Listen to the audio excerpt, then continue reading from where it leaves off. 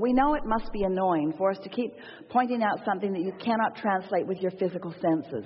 And what we want you to do is to try to be satisfied with the knowledge that if I can feel it, that then I will soon see it.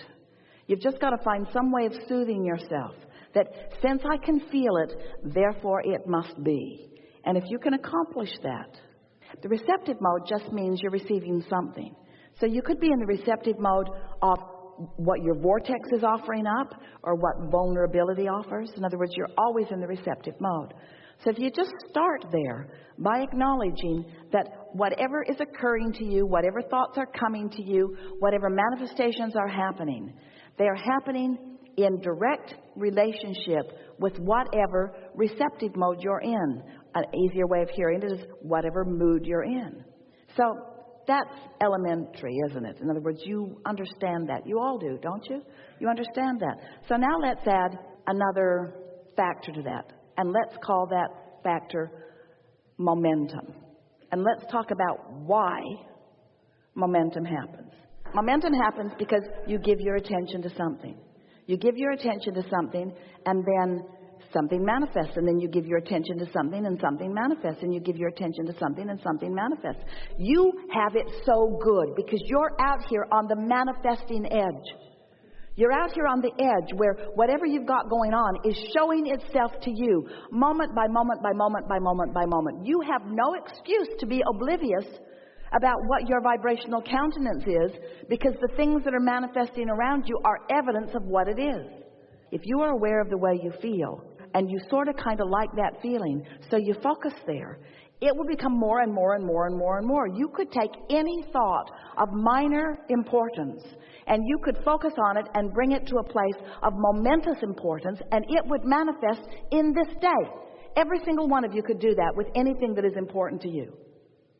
This is the power of the universe that you've got working with you.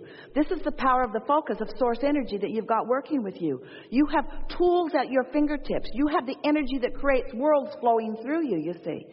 You can be or do or have anything, but you've got to break it down in some way that you know that you are doing it. So we would suggest that you pick something, that is of some importance to you, and you decide that you're going to focus on it until you can show yourself in one day.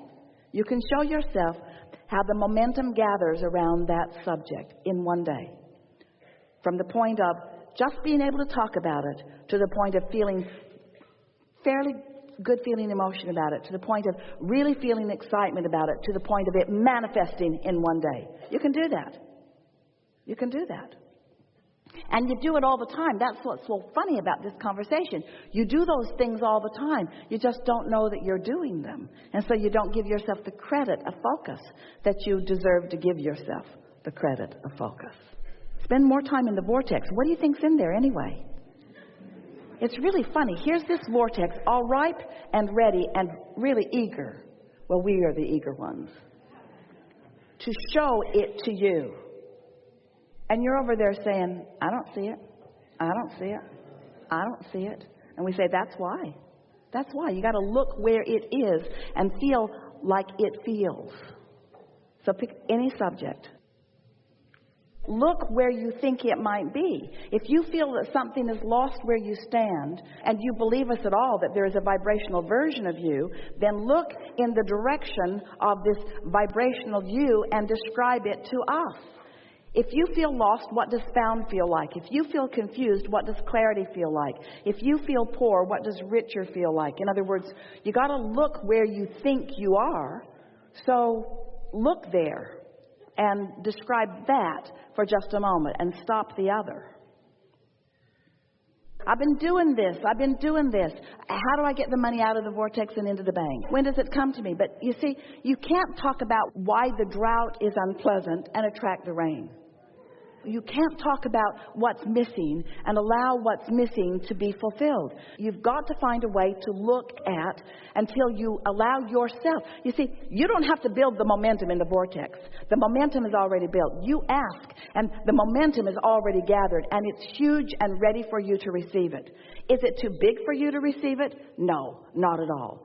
Could you get ready to receive it? Yes. Are you ready right now? No. Could you get ready? Yes. Are you ready now? No. Could you get ready? Are you ready? No. Do you want to get ready? Yes.